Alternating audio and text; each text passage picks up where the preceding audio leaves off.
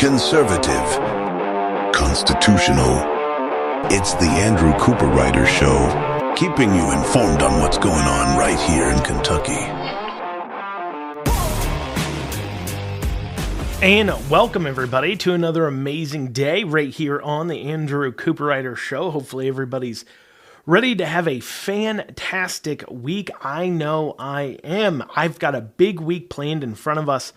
I'll let you all know now. As of right now, I am set to interview one and only General Flynn on Tuesday, to be aired Wednesday. So if there's ever a reason to make sure you are listening to the Andrew Cooperrider Show throughout this next week, that is a big reason why. Of course, General Flynn is doing an event right here in Kentucky. In the next few weeks, I'll be covering some details on that this week too as well. So if you want to grab tickets, you can head on over to WRFForumKY.org. That's WRFForumKY.org.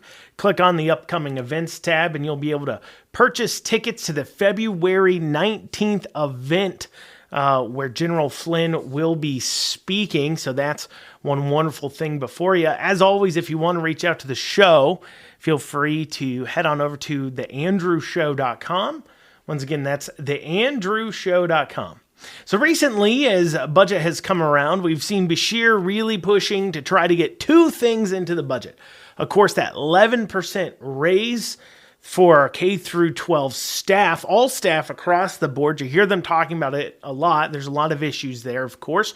Longtime listeners of the show know that not only does it appear to be unconstitutional, because it would necessarily require that the state is giving more funding per student to one districts over other districts, because some districts obviously pay their teachers more. So an 11% raise spread over the students there would equal out more money given to a district over another district, which would be, like I said, unconstitutional, it would appear.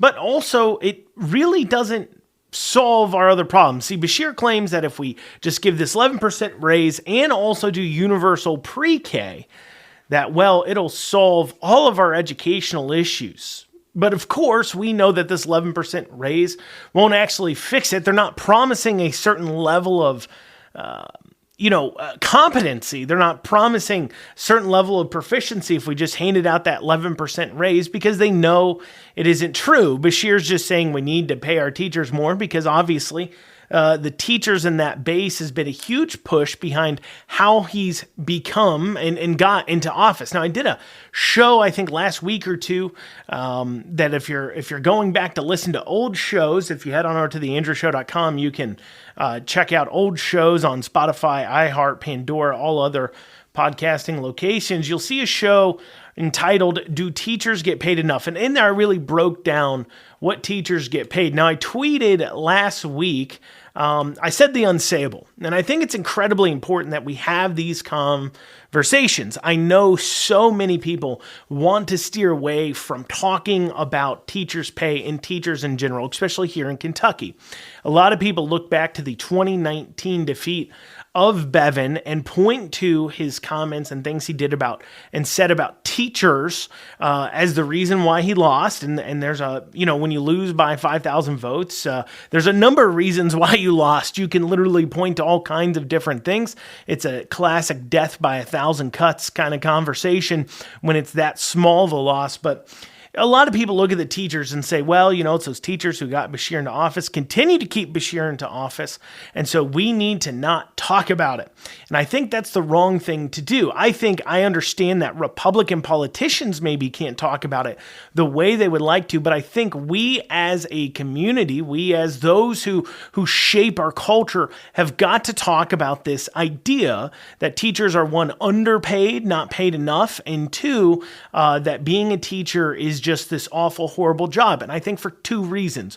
One, of course, this idea culturally that teaching is such an awful and horrible job has always created a call for more and more spending on our K through 12 education that is not going to teachers' salaries, but a lot of it, like in this case, Beshear is calling for that 11% increase, but he wants that for all K through 12 staff. So that includes your janitors all the way up to your principals, and so on and so forth. That's not just teachers, because that's part of the problem. Teachers aren't not paid as much as they'd like to be.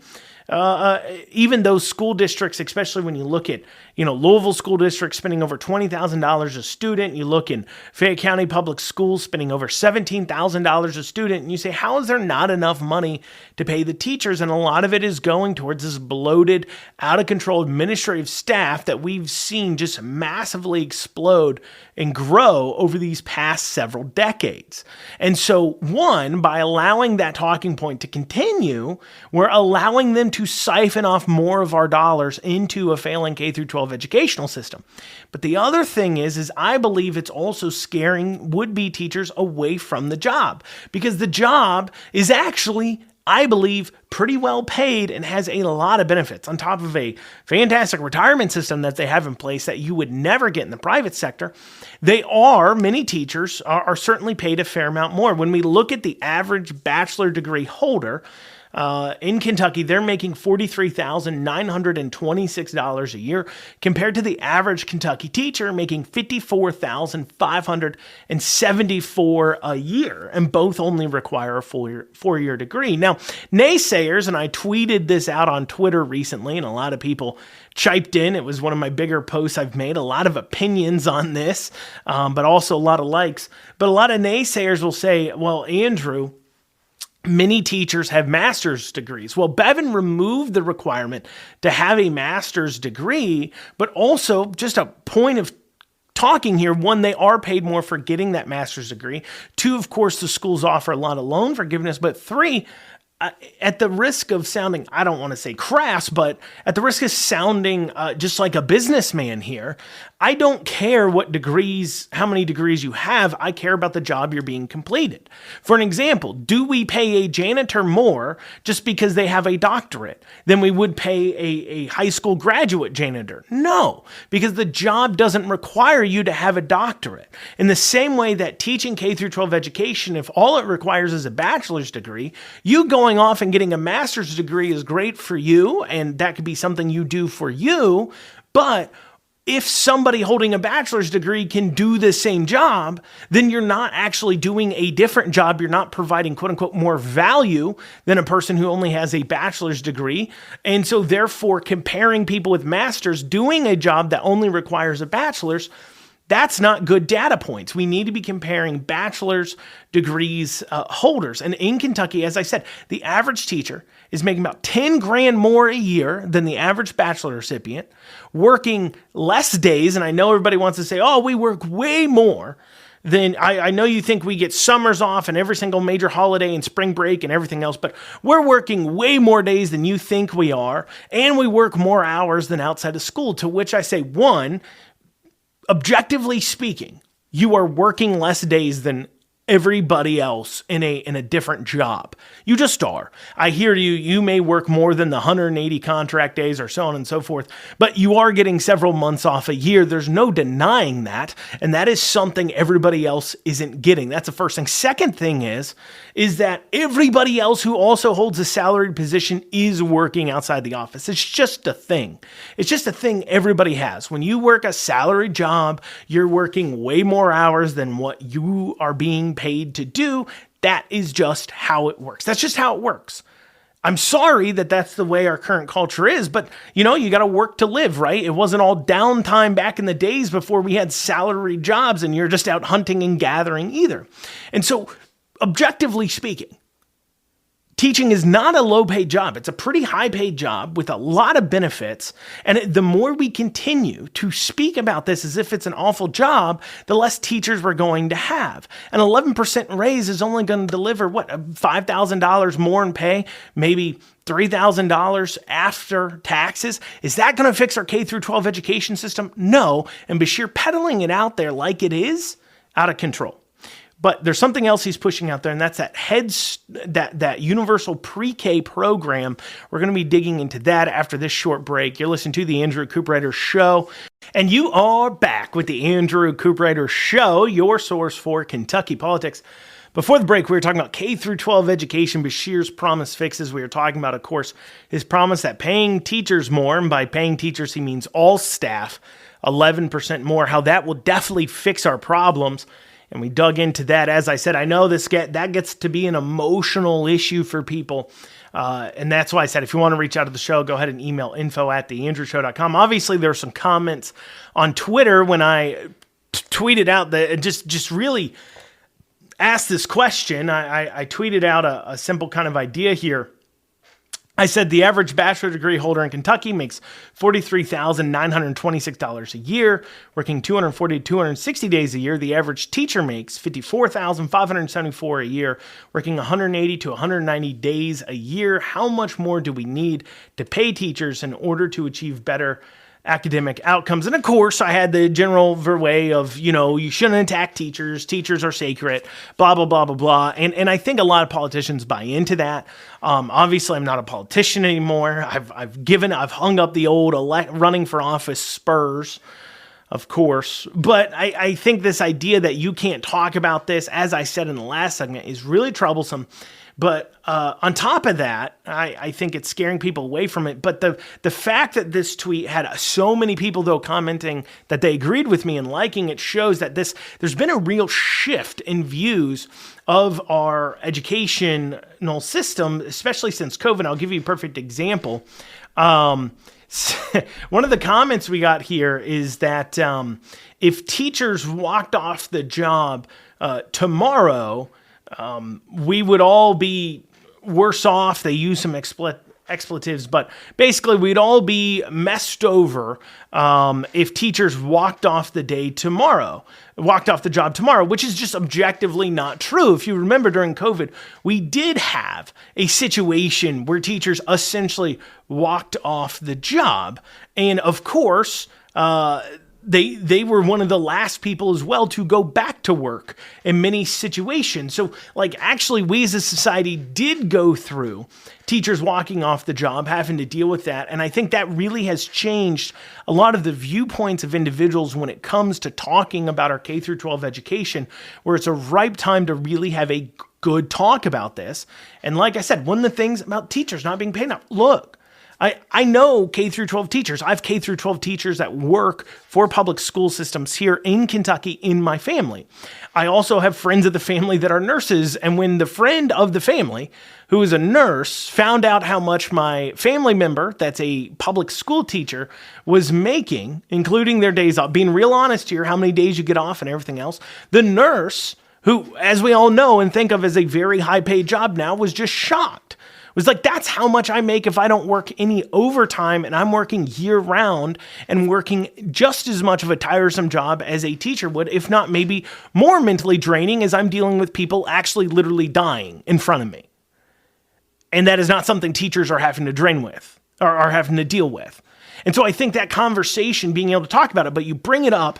And, one of the comments I had was from a teacher that said, I'd love to talk to you from a teacher's perspective about the pay and the problems we face. You have absolutely no idea what you're talking about.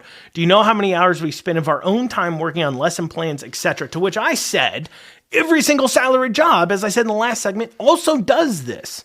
Teachers work hard, but so does everyone else.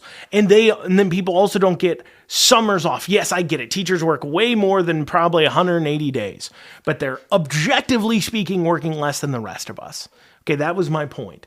But to go to Beshear's other comment, and like I said, I know comments on teachers, always fiery subject. But Beshear also claims that if we did universal pre-K, it would fix all of our problems. Now, in prior shows, I've mentioned the fact that we already have a pre-K program that is free, government run, that does target people based upon their income levels, based upon their needs, their financial needs. If you are making poverty or a certain amount above poverty, you qualify for free PreK in order to get your kids head started going into school. Now, I mentioned that the same kids who qualify for this free educational program, are the same kids that when they go into K through 12 education are struggling the most.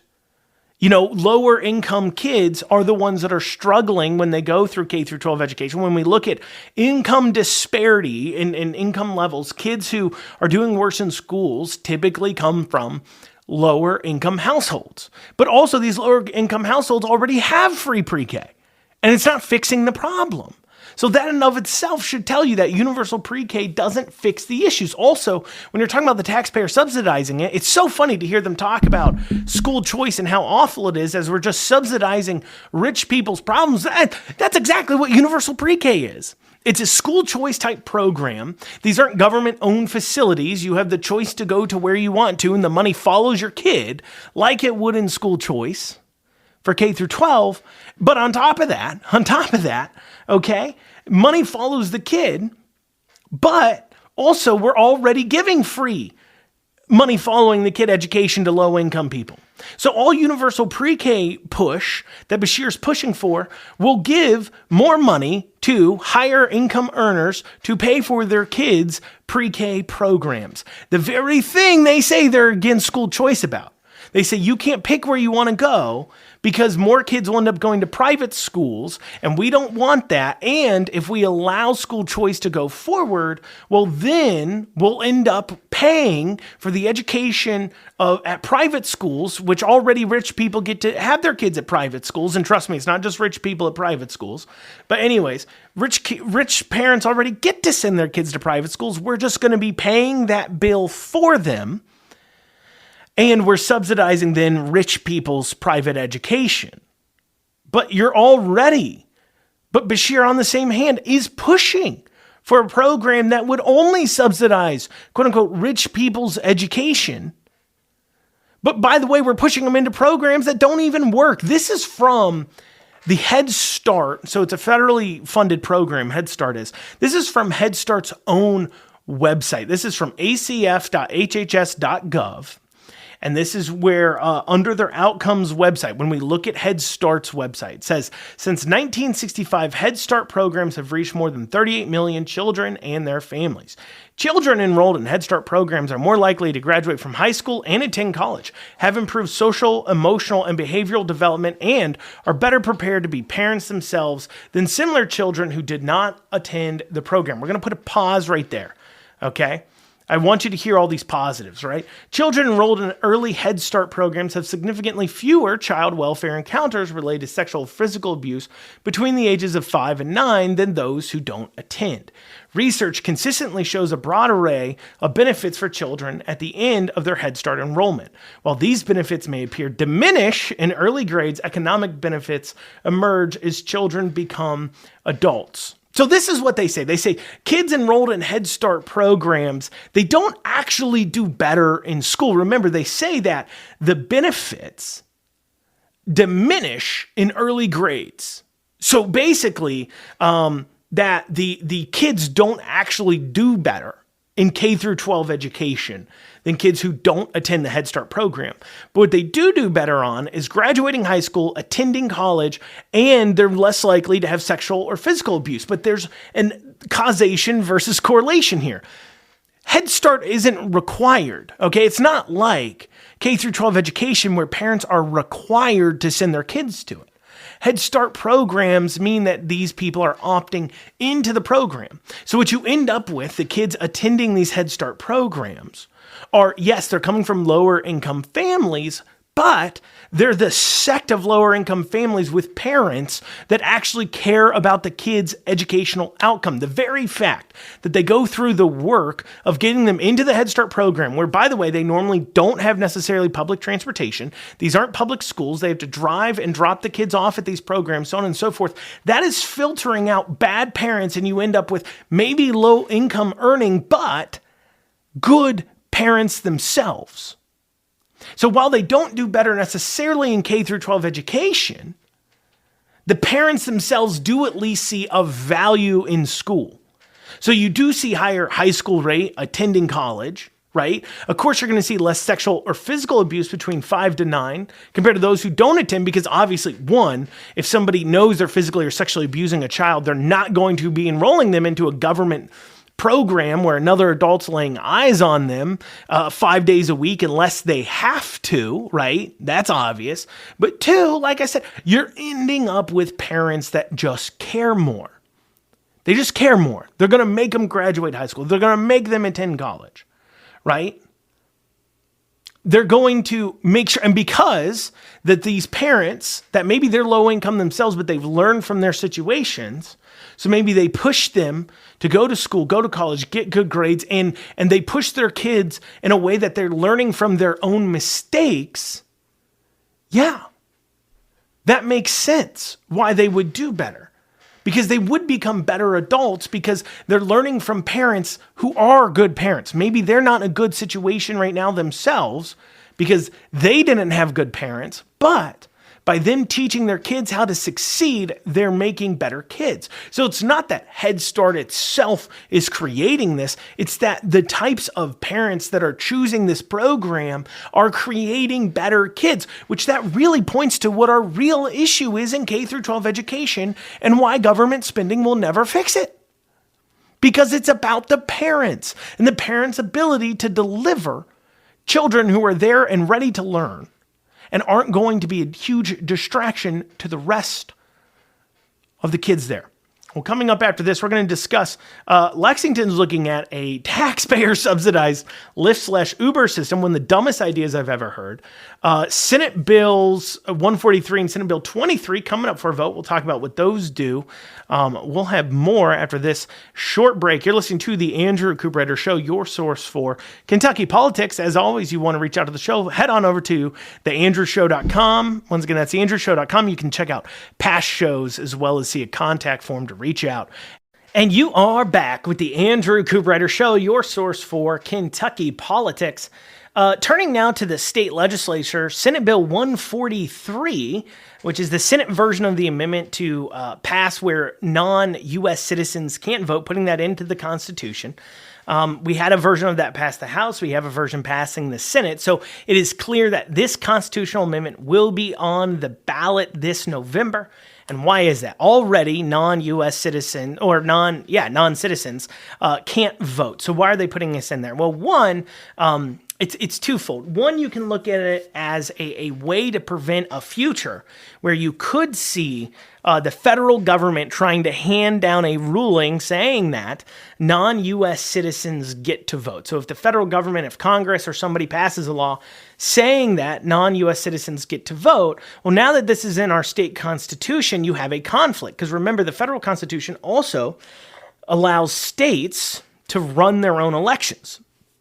And so the risk you run if Congress comes down and says, yeah, non-U.S. citizens can vote, and if this isn't in our state constitution, you could see, what you could see is that if we have a Democrat governor, a Democrat attorney general, Democrat legislature, whatever it may be, you could see them not just acquiesce to the rule being handed down by the federal government instead of fighting it. But with this in our Constitution now, it gives standing to a lot of people outside of just the government to say, no, I have a problem with this. And it basically mandates that no matter who's in control, Democrat or Republican, that they will fight back on that type of ruling coming down from the federal government. So it's really a good long-term thinking idea, but generally speaking, our legislature doesn't think very long-term. We've talked about this before. So while the actual purpose behind the amendment is good, the inside baseball reasoning behind the amendment is that it will drive people to look down on the ballot and have an amendment to vote for. So they're putting forward a course. It looks like they may put forward a school choice amendment. Because of Osborne putting forward his amendment that will get pushed through, we'll see an amendment to in the end date for the legislature, as well as allow them to call themselves back into session, an amendment that they tried to get passed in 2022. So we'll see that on the ballot. We'll see this. We may see trying to move elections and just a whole bunch of amendments that don't necessarily attract a lot of financial push. But if the idea is if you've got this really great amendment on there, it'll cause conservatives that are maybe just showing up to vote for Trump in Kentucky to then turn and vote on the amendments and be in a predisposition to vote yes on amendments because they know one of them for sure they want to vote yes for. So that's a purpose behind Senate Bill 143. And then to also kind of mirror this, you have Senate Bill 23 being considered in the Senate, which basically adds the homestead exemption onto our ballots to be a constitutional amendment. So right now, the homestead exemption, if you're 65 or older and you're in a home that you purchased before you're 65, that property tax will not increase as you get older. That property tax will stay at the same assessed value that you purchased it when you turned 65. And so basically this is a law now, but moving that law into being a constitutional amendment, once again, that will push a lot of people to look down on the ballot and vote yes. I say, why stop here? The very fact that our property tax on our home is based upon what some assessor thinks it will be, and truthfully, that doesn't represent the value of the home, because of course the value of a home is what you can sell it for.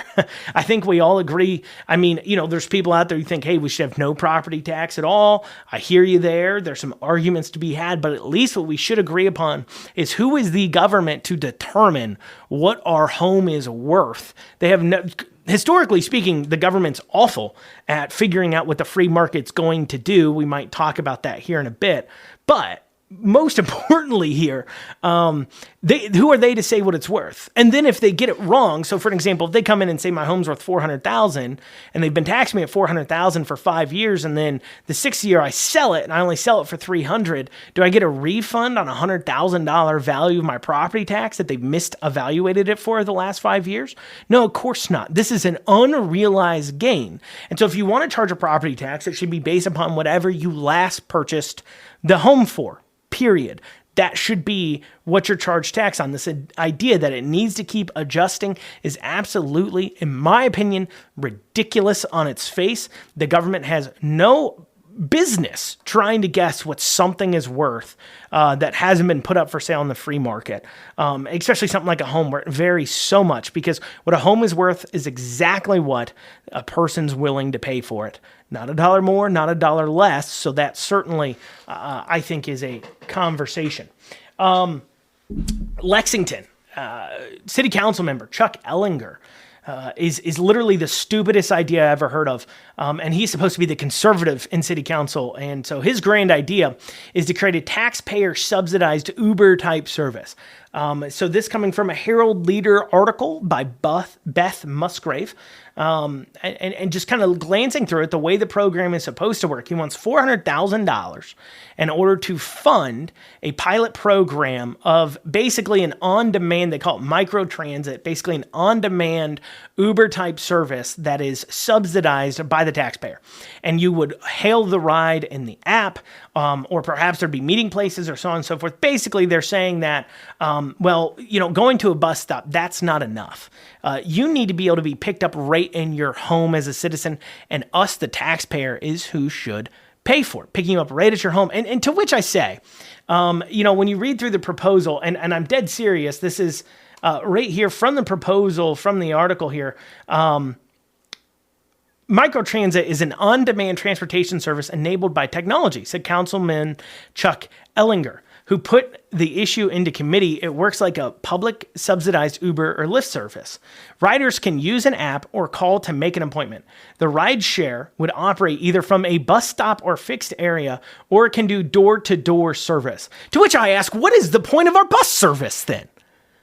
Why can't they ride the bus? It involves too much planning. What, they can't wait at the bus stop? I get it. I know bus rides can take an hour or two to get to where you're going. But apparently planning your life out to that degree in order to get a free taxpayer paid for ride, that's too much.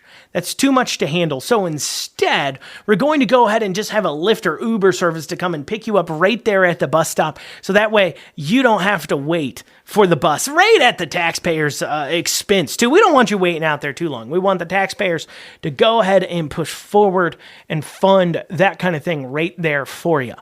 Microtransit. And what's funny is now you could say, well, Andrew, maybe they're just going to fund this right out of the Lextran budget, in which case maybe it's just filling in for buses. Maybe there's buses are driving routes where really it's not even a full bus ride's worth. And so actually it would save us money, right?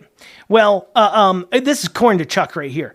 We have $400,000 we can set aside for a pilot program, Ellinger said. That $400,000 is not budgeted through Lextran, said Emily Elliott, planning coordinator and community development for Lextran.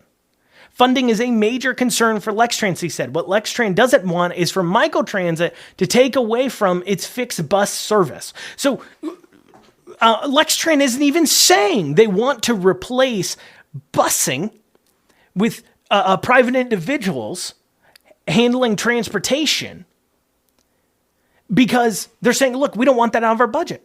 Now, in order to get picked up at your home, so you say, well, Andrew, that's picking up at your bus stop. Maybe this will pick you up at your home. That could be helpful for people like that have problems with mobility. But there's already Wheels operated by Lextran, which handles that service for disabled and elderly.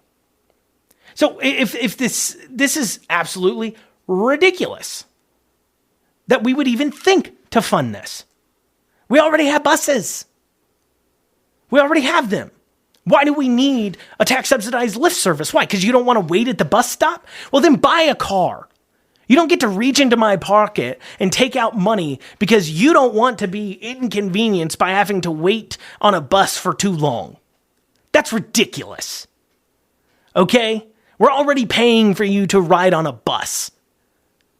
But hey, that's too inconvenient for me.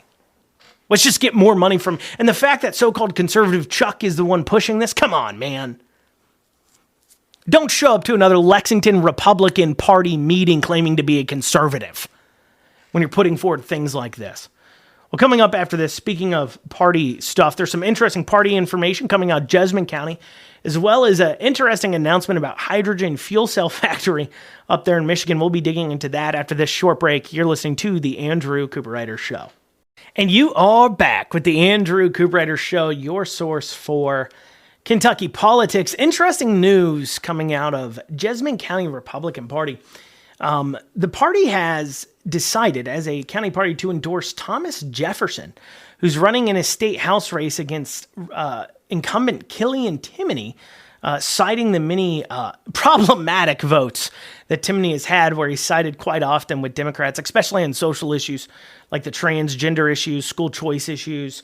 A lot of, basically, it is hard to exactly see where Timoney isn't siding with Democrats, especially on education issues. He will almost always side with Democrats on education issues.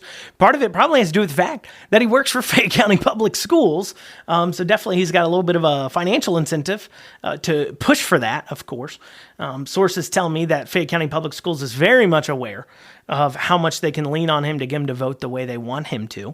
And so obviously he's not representing necessarily the values of the party very well, so they decide to endorse Thomas Jefferson. This comes on the heels of Hardin County endorsing Josh Callaway, incumbent, against primary challenger Julie Cantwell, for the same type of reason, that the general viewpoints held by Julie, like Timoney, is not very well, does not coincide with the Republican Party platform or the Republican conservative values that they wish to forward. Now, this does bring up a big debate, and a debate that's moved to the national level, as we've seen Ronna McDaniel stepping down from that Republican Party chairmanship role at the national level. And that is, what is the party there to do? Is the party there to only get Republicans, anybody with an R next to their name? We're going to try to get you elected into generals. That's all we care about.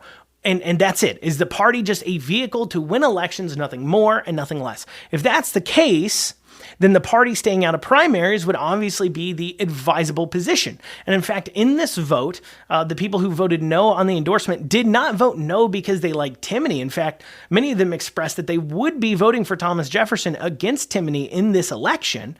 No, they decided that it was not the position of the party. The party should not be getting involved in endorsing in party primaries. So that's one thought process, that the party's just there as a vehicle to win elections, and that's it. And that could be, I think a lot of that could be a holdover for some of the generation of Republicans that certainly were more part of when being a Republican in Kentucky wasn't cool. You didn't win by being a Republican in Kentucky. That literally anybody that was willing to put an R next to their name and run for an election was great because, a Republican could probably not even win in the general. So we need to stay out of it. We're struggling to even find Republicans, let alone two, to run for one office, to fight in a primary. And so, pushing back against people running with an R next to their name representing the values didn't make a lot of sense. That could be a pushover. But now coming into this situation we're in, the question becomes, what is the party's job? Now, if you believe the party's job is to win elections, that's it, then you would be against this. But if you believe it's the party's job to forward the Republican Party platform, you would be for this. For parties endorsing in primaries with a vote, as long as they're saying, hey, we recognize that this is important. I mean, turn to Boone County. Boone County came out and censured Ed Massey, who's running against TJ Roberts for a state house seat up there, because Ed had a voting history when he was in the legislature of being very liberal. And so they called him out for that. And so now you can believe the party has always been there to forward the Republican Party platform. And that belief actually gives you a little bit more flexibility in your ability to understand why we need to shift gears as far as what our plan is. So back when, Republicans in the House were in the minority, getting involved in primaries in that way didn't make a lot of sense. But now that we have 80%, 81% of our state house is registered Republican, and we're not worried as much about, having to fend off Democrats in general, certainly not in this next one, well, then forwarding the party platform isn't about winning general elections now. It's about getting the best, most conservative people we can through the primaries onto the general. So if your belief is that the party's there to forward the Republican Party platform, then you would think at some point when the Republican Party becomes so dominant in the legislature, it is important for the party to get involved in endorsing in primaries. But that opens up a whole nother can of worms of, well, who gets to decide who's conservative and who's not? And that means that those who are most involved get to vote, get to decide, which is why I encourage you to get involved with your local parties if you haven't, because that way you do get a vote. And if your local parties are trying to keep you out because they don't want your voice heard, because they want to keep it a good old boys club. They want to keep that 20% that are not very conservative at all. I'm talking about the McConnellites. I'm talking about, the Michael Adams types, the Nikki Haley types that make up about 20% of the Republican Party platform. That's when you got to get ahead of it on the reorgs and grab control. Because I tell you this much, those people, while they may speak out against party endorsements, blah, blah, blah, they will work just as hard as certainly as a party, maybe more behind the scenes and out in the open, to get elected the people they want to see elected. So it's just one thing, food for thought. Now, I do have some news coming out of Michigan. It appears that Honda and GM have put together a hydrogen facility together that has started to go ahead and create hydrogen, looks like engines, and push forward hydrogen into the market, which points to big trouble and the reason why that Beshear and the state legislature probably shouldn't have given billions of dollars, well, $500 million to Ford to build an electric battery plant, because hydrogen will now become already all the people that don't want to use gas. Well, all they've had right now, for the most part, is electric. But if hydrogen starts to become a major push, it will surpass electric, I believe, electric vehicle battery, certainly. And a reminder from this, so this is from Top Gear from 2008. This is a British motoring show from 2008. And they did a little piece on a hydrogen Honda car. This is 2008. Let's take a listen to that. So far, most electric cars have been appalling little plastic snot boxes that take all night to recharge and then take half a minute to reach their maximum speed of 40 and then run out of juice miles from anywhere. But when the clarity runs out of juice, you just pull into a hydrogen filling station. The hydrogen is compressed into a liquid, so it's a bit like petrol. You fill it just like a petrol car. And the only difference is Because this is under pressure, you have to lock it with this lever. Terribly important that. If you don't do that, you get hydrogen all over your shoes. That whole process has taken somewhere between 2 and 3 minutes and has given me another 270 miles of driving. And there's another bonus with hydrogen. The only emission from this car is water, because... And so in 2008, that car had a range of 300 miles, went 0 to 60 in 8 to 9 seconds, and a top speed of around 100 miles an hour, about like a normal passenger family car.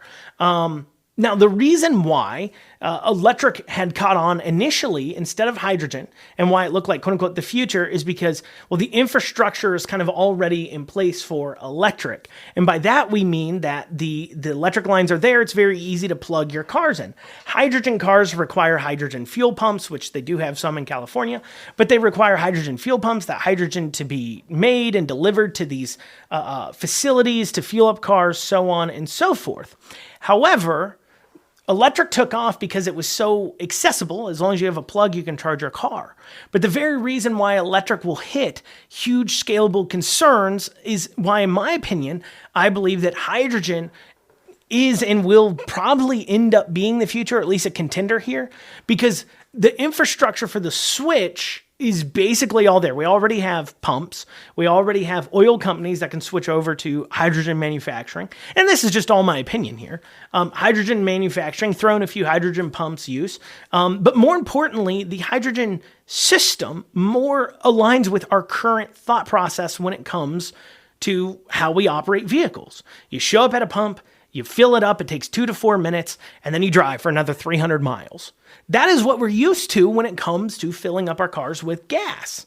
However, electric vehicles require a completely different life change. And also, quite frankly, the infrastructure for electric vehicles is far more expensive and way more government reliant. Because as electric vehicles become more popular, well, our grid just can't handle all these people plugging in their cars. And so electric vehicles as a hobby kind of type car were very popular. And that's why Tesla grew. And that's what people started to think, well, electric's the future. But maybe it's not, and maybe it's hydrogen. I mean, you just heard from that purpose. And now we have Honda and GM manufacturing hydrogen engines in a joint venture. So that leaves a lot of questions. Was Kentucky so smart to invest so much into our electric vehicle battery plants? Well, the future will tell. I'll, of course, stay on top of it. Well, you're listening to the Andrew Cooperrider Show. We'll see you back here tomorrow. Have a great rest of your day.